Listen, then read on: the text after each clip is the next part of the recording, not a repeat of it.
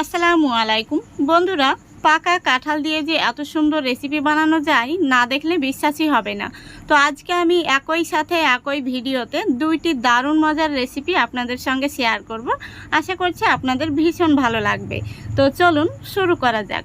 প্রথমেই বানাবো পাকা কাঁঠাল দিয়ে নরম তুলতুলে স্পঞ্জি কেক। তো বন্ধুরা দেখুন, আজকে আমি কাঁঠাল কেক তৈরি করার জন্য এখানে এক বাটি পাকা কাঁঠালের রওয়া তুলে নিয়েছি। তো এখন আমি এই রওয়াগুলো থেকে বীজটাকে বের করে নেব। এই যে এইভাবে কিন্তু এই বীজটা বের করে নিতে হবে। আর এই রওয়াটাকে আমি একটি মিক্সিং জারের মধ্যে নিয়ে নেব। তো এইভাবে আমি প্রত্যেকটি রওয়া থেকে বীজ বের করে নেব।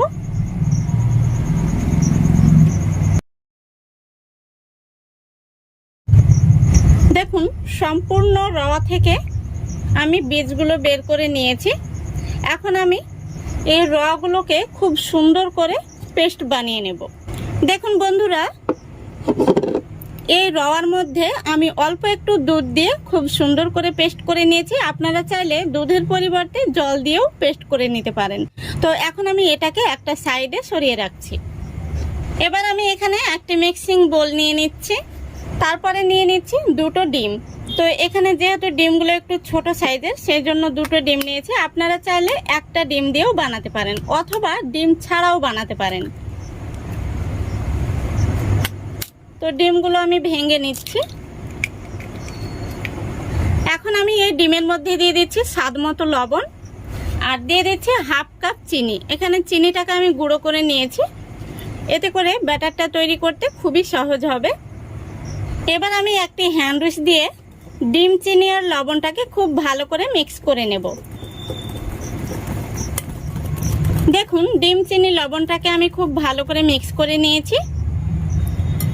এখন আমি দিয়ে দেব যে কাঁঠালের পেস্টটা বানিয়ে নিয়েছি, সেই পেস্টটা। তো বন্ধুরা, এখানে কাঁঠালের এই পেস্টটা কিন্তু 1 কাপ পরিমাণে রয়েছে। তো আবারও আমি খুব ভালো করে মিক্স করে নিচ্ছি কাঁঠালের এই পেস্টটা সমেত। দেখুন, খুব ভালো করে মিক্স করা হয়ে গেছে। এখন আমি এর মধ্যে দিয়ে দিচ্ছি 1 টেবিল চামচ মতো সাদা তেল। তেলটা দেওয়ার পরে আমি আবারও খুব ভালো করে মিক্স করে নিচ্ছি। দেখুন, মিক্স করা হয়ে গেছে। এখন আমি এর মধ্যে দিয়ে দিচ্ছি 1 কাপ ময়দা। ময়দাটা আমি আগে থেকে চেলে নিয়েছি। তারপরে দিয়ে দিচ্ছি 1/3 কাপ সুজি। সুজিটা দেওয়ার কারণে কেকটা কিন্তু দানা দানা ভাব হবে। এবার দিয়ে দিচ্ছি হাফ টিস্পুন বেকিং পাউডার আর দিয়ে দিচ্ছি হাফ টিস্পুনের অর্ধেক বেকিং সোডা। এবার আমি সবগুলো উপকরণ খুব ভালো করে মিক্স করে নেব। তো এইভাবে কিন্তু আস্তে আস্তে একটু সময় নিয়ে মিক্স করে নিতে হবে। এর মধ্যে যেন কোনো রকম দলা পেকে না থাকে, সেদিকে লক্ষ্য রাখতে হবে। দেখুন, খুব ভালো করে মিক্স করে নিয়েছি। তো ব্যাটারটা একটু কিন্তু ঘন মনে হচ্ছে, তাই এখানে আমি আরও 1 টেবিল চামচের মতো দিয়ে দিচ্ছি তরল দুধ। দুধটাকে আমি আগে থেকে জাল করে ঠান্ডা করে নিয়েছি। দুধটা দেওয়ার পরে আমি আবারও খুব ভালো করে মিক্স করে নিচ্ছি। তো দেখুন বন্ধুরা, খুব ভালো করে মিক্স করে নিয়েছি। আর এর মধ্যে আমি সামান্য পরিমাণে এলাচের গুঁড়ো দিয়েছি, সেটা স্কিপ হয়ে গেছে। তো আপনারা চাইলে এলাচের পরিবর্তে ভ্যানিলা এসেন্স দিতে পারেন। তো কেক তৈরির জন্য কিন্তু ব্যাটারটা একদম রেডি হয়ে গেছে। আশা করি দেখে বুঝতে পারছেন এরকমই হবে। এর চাইতে পাতলা হলে কিন্তু কেকটা ভালো হবে না, অথবা ঘন হলেও কেকটা শক্ত হয়ে যাবে। তো এখন আমি এই কেকের ব্যাটারটা একটা সাইডে সরিয়ে রাখছি। এখন আমি এখানে একটি বাটি নিয়ে নিচ্ছি আর এই বাটির মধ্যে আজকের কেকটা আমি বানাবো। তো বাটির মধ্যে দিয়ে দিচ্ছি সামান্য পরিমাণে সাদা তেল। তেলটাকে আমি একটি ব্রাশ দিয়ে খুব ভালো করে লাগিয়ে নিচ্ছি। দেখুন, তেলটা খুব ভালো করে আমি লাগিয়ে নিয়েছি। আর এই বাটির মাপ করে আমি একটি সাদা কাগজ কেটে নিয়েছি। এই কাগজের উপরেও আমি তেলটাকে খুব ভালো করে লাগিয়ে নিচ্ছি। তো দেখুন, বাটিটা একদম রেডি হয়ে গেছে। এবার আমি আগে থেকে যে কেকের ব্যাটারটা তৈরি করে রেখেছি, সেই ব্যাটারটা উপর থেকে এই বাটির মধ্যে দিয়ে দেব। দেখুন সম্পূর্ণ কেকের ব্যাটারটা আমি বাটির মধ্যে ঢেলে নিয়েছি। এখন একটু বাটিটাকে আমি ট্যাপ করে নিচ্ছি। এইভাবে ট্যাপ করে নিলে ভেতরে বাতাস থাকলে বাতাসটা বেরিয়ে যাবে। এদিকে দেখুন 5 মিনিট আগে থেকে আমি গ্যাসটা অন করে কড়াই বসিয়ে দিয়েছি, আর কড়াইতে কিছুটা পরিমাণে লাল বালি দিয়েছি, তারপরে একটি স্ট্যান্ড বসিয়ে দিয়েছি। তো কড়াইটা কিন্তু খুব সুন্দরভাবে গরম হয়ে গেছে। এখন আমি এই কেকের বাটিটা বসিয়ে দিচ্ছি। খুব সুন্দরভাবে আমি বাটিটাকে বসিয়ে দিয়েছি। এবার আমি উপর থেকে একটি বড় সাইজের গামলা দিয়ে এইভাবে ঢেকে দিচ্ছি, আর এইভাবে ঢাকা দিয়ে গ্যাসের ফ্লেমটা একদম লো ফ্লেমে রেখে পুরো 50 মিনিট আমি জাল করে নেব। তাহলে কিন্তু আমাদের কেকটা রেডি হয়ে যাবে। তো ফিরে আসছি 50 মিনিট পর। তো বন্ধুরা 50 মিনিট হয়ে গেছে। এখন আমি গামলাটা তুলে দেখে নেব কেকটা কেমন হয়েছে। আলহামদুলিল্লাহ, দেখুন কেকটা কত সুন্দর হয়েছে আর দারুণ একটি কিন্তু কালার এসছে। এখন আমি একটি কাঠি নিয়েছি, এই কাঠি দিয়ে দেখে নেব কেকটা ভেতর থেকে হয়েছে নাকি কাঁচা রয়েছে। দেখুন কাঠিটা কিন্তু একদম পরিষ্কার বেরিয়েছে, তার মানে কেকটা পারফেক্ট হয়েছে। এখন আমি কেকটাকে নামিয়ে ঠান্ডা করে নেব, তারপরে আপনাদের দেখাচ্ছি। দেখুন কত সুন্দর হয়েছে আর কালারটাও দারুণ এসছে। দেখুন কেকটাকে আমি ঠান্ডা করে নিয়েছি। এখন আমি কেকটা সাইডটাকে ছাড়িয়ে নিচ্ছি। এবার একটি থালার মধ্যে আমি কেকটাকে বের করে নিচ্ছি।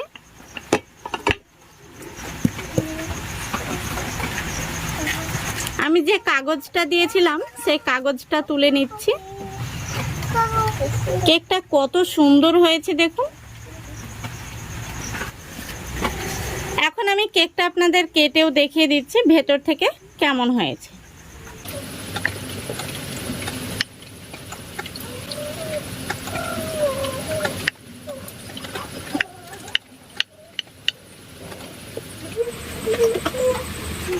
আশা করছি দেখতে পাচ্ছেন। দেখুন কেকটা কত সুন্দর হয়েছে, কতটা জালিদার হয়েছে। দেখুন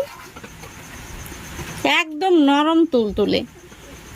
এই দেখুন বাচ্চা থেকে বড় সবাই কিন্তু ভীষণ পছন্দ করবে। একবার দেখলে যে কেউ বানিয়ে নিতে পারবেন এই কেকটা, আর খেতেও হয় অসম্ভব মজার। তো আশা করছি আজকের এই রেসিপিটা আপনাদের ভালো লেগেছে, আর ভালো লাগলে অবশ্যই লাইক কমেন্ট শেয়ার করে দেবেন এবং চ্যানেলটিকে সাবস্ক্রাইব করে অল নোটিফিকেশানটি অন করে সঙ্গে থাকবেন। তো বন্ধুরা আজকে আমি কাঁঠালের ভাপা পিঠা তৈরির জন্য এখানে দেখুন আমি পাকা কাঁঠালের রওয়া তুলে নিয়েছি। তো এখানে 8 পিস মতো আমি রওয়া নিয়েছি। এখন আমি এই রওয়াগুলো থেকে বীজটা বের করে নেব। তো পিঠা তৈরির ক্ষেত্রে কিন্তু কাঁঠালটা ভালো মানের পাকা নিতে হবে, তাহলে পিঠাটা খুব সুন্দর হবে। তো এইভাবে আমি প্রত্যেকটি রওয়া থেকে বীজগুলো বের করে নেব। দেখুন সবগুলো রওয়া থেকে আমি বীজগুলো বের করে নিয়েছি, আর রওয়াগুলো একটি মিক্সি জারের মধ্যে নিয়ে নিয়েছি। এখন আমি এই রওয়াগুলোকে খুব ভালো করে পেস্ট করে নেব। দেখুন বন্ধুরা আমি এই রওয়ার মধ্যেও অল্প একটু দুধ দিয়ে মিহি করে পেস্ট করে নিয়েছি। এখন আমি এটাকে একটা সাইডে সরিয়ে রাখছি। এবার আমি এখানে নিয়ে নিচ্ছি একটি মিক্সিং বোল, তারপরে নিয়ে নিচ্ছি শুকনো আতপ চালের গুঁড়ো 1 কাপ, স্বাদ মতো লবণ দিয়ে দিচ্ছি, তারপরে দিয়ে দিচ্ছি 3 টেবিল চামচ চিনি,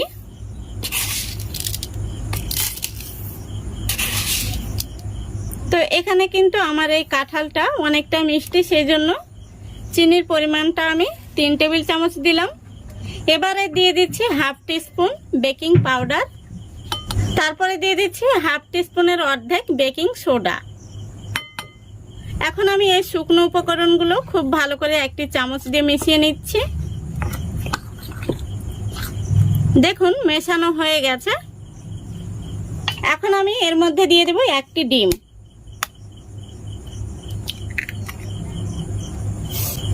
ডিমটাকে আমি চামচ দিয়ে একটু ফেটে নিচ্ছি। ডিমটাকে আমি কিছুক্ষণ ফেটে নিয়েছি। এখন আমি এর মধ্যে দিয়ে দেব কাঁঠালের যে পেস্টটা বানিয়ে রেখেছি সেটা।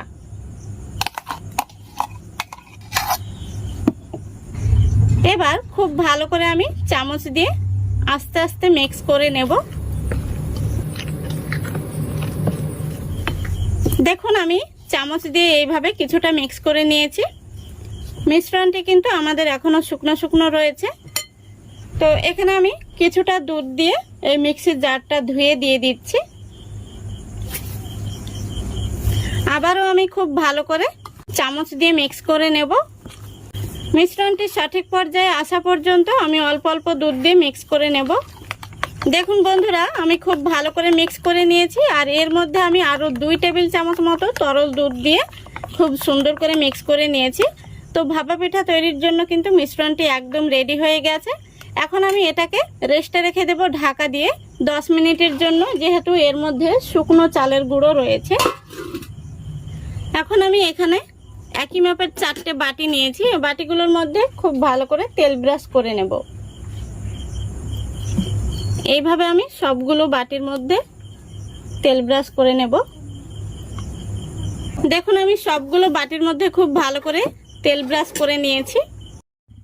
এদিকে 10 মিনিট হয়ে গেছে। পিঠার মিশ্রণটি কিন্তু একদম সঠিক পর্যায়ে চলে এসছে। তো এখন আমি এই মিশ্রণটিকে বাটির মধ্যে তুলে তুলে ভরে নেব। তো বাটিটা কিন্তু ভর্তি করা যাবে না, এখানে হাফ বাটি করে মিশ্রণটি দিয়ে নিতে হবে। এই পিঠাটা কিন্তু অনেকটাই ফুলে উঠবে, এই দেখুন। তো এরকম করে আমি প্রত্যেকটি বাটিতে মিশ্রণটি দিয়ে নেব। তো দেখুন বন্ধুরা, আমি 4টে বাটিতে সমানভাবে দিয়ে নিয়েছি। আর বাকি যে মিশ্রণটি রয়েছিল সেটা আমি একটি চায়ের কাপে দিয়ে নিয়েছি। তো এখানে একটি টিপস ফলো করবেন, আপনাদের হাতের কাছে যদি এরকম ছোট্ট সাইজের বাটিগুলো না থাকে তাহলেও কিন্তু আপনারা এই পিঠাগুলো চায়ের কাপে বানিয়ে নিতে পারবেন। এখন আমি উপর থেকে নারকেলের টুকরো দিয়ে দিচ্ছি, এতে করে পিঠাগুলো দেখতেও ভালো লাগবে আর খেতেও কিন্তু ভীষণ ভালো লাগবে। এখন আমি পিঠাগুলোকে ভাপে বসিয়ে দেব। এদিকে দেখুন পিঠাগুলো ভাপে দেওয়ার জন্য আমি গ্যাসটা অন করে আগে থেকে কড়াই বসিয়ে দিয়েছি। কড়াইতে কিছুটা পরিমাণে জল দিয়ে একটি স্ট্যান্ড বসিয়ে দিয়েছি। এখন আমি পিঠার এই বাটিগুলো একটি থালার মধ্যে তুলে নিয়েছি। তারপরে থালাটা খুবই সাবধানে বসিয়ে দিচ্ছি। এই পর্যায়ে কিন্তু কড়াইটা খুবই গরম থাকে, তাই খুবই সাবধানে বসিয়ে দিতে হবে। এখন আমি এইভাবে ঢাকা দিয়ে একদম লো ফ্লেমে রেখে 15 মিনিট জাল করে নেব। 15 মিনিট জাল করলেই কিন্তু আমাদের পিঠাগুলো রেডি হয়ে যাবে। তো ফিরে আসছি 15 মিনিট পর। তো বন্ধুরা 15 মিনিট হয়ে গেছে। এখন আমি ঢাকনাটা তুলে দেখে নেব পিঠাগুলো কেমন হয়েছে। আলহামদুলিল্লাহ, দেখুন পিঠাগুলো কতটা ফুলে উঠেছে। তো এখন আমি একটি কাঠি নিয়েছি, এই কাঠি দিয়ে দেখে নেব পিঠাগুলো ভেতর থেকে হয়েছে নাকি কাঁচা রয়েছে। দেখুন কাঠিটা কিন্তু একদম পরিষ্কার বেরিয়েছে, তার মানে পিঠাগুলো হয়ে গেছে। এখন আমি পিঠার এই থালাটা নামিয়ে ঠান্ডা করে নেব, তারপরে আপনাদের দেখাচ্ছি। দেখুন বন্ধুরা, পিঠাগুলোকে আমি কিছুটা ঠান্ডা করে নিয়েছি। তো এখন আমি পিঠাগুলোকে একটি ছুরি দিয়ে এইভাবে সাইডটা ছাড়িয়ে নেব, তারপরে পিঠাগুলো আমি বের করে নেব। দেখুন কত সুন্দর হয়েছে। পিঠাগুলো খুব সহজেই কিন্তু বের হয়ে চলে আসছে।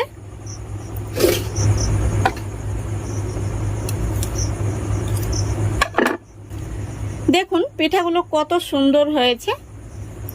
এই পিঠাগুলো কিন্তু বাচ্চারা ভীষণই পছন্দ করবে, শুধু বাচ্চারাই নয় বড়রাও খুবই পছন্দ করবে। দেখুন আমি যে পিঠাটা কাপে বসিয়েছিলাম সেই পিঠাটা একটু বার করতে সমস্যা হয়েছে। এই দেখুন এটাও কিন্তু খুবই সুন্দর হয়েছে। পিঠাটা আমি আপনাদের ভেঙে দেখিয়ে দিচ্ছি। দেখুন ভেতর থেকে একদম সফট, মুখে দিলেই কিন্তু মিলিয়ে যাবে। এই পিঠাগুলো খেতে ভীষণ ভালো হয়। তো আপনারা একবার হলেও বাড়িতে বানিয়ে দেখবেন। এই পিঠাগুলো একবার খেলে এর স্বাদ কিন্তু আপনারা কখনোই ভুলতে পারবেন না, সারা জীবন মনে থাকবে। উপর থেকে আমি কিছুটা কোরানো নারকেল দিয়ে দিচ্ছি, এতে করে পিঠাগুলো খেতেও ভালো লাগবে আর দেখতেও ভালো লাগবে। তো আশা করছি আজকের এই রেসিপিটা আপনাদের ভালো লেগেছে। যদি ভালো লেগে থাকে অবশ্যই লাইক কমেন্ট শেয়ার করে দেবেন এবং চ্যানেলটিকে সাবস্ক্রাইব করে অল নোটিফিকেশানটি অন করে সঙ্গে থাকবেন। আজকের মতো এখানেই বিদায় নিচ্ছি। সবাই ভালো থাকবেন, সুস্থ থাকবেন। খোদা হাফেজ।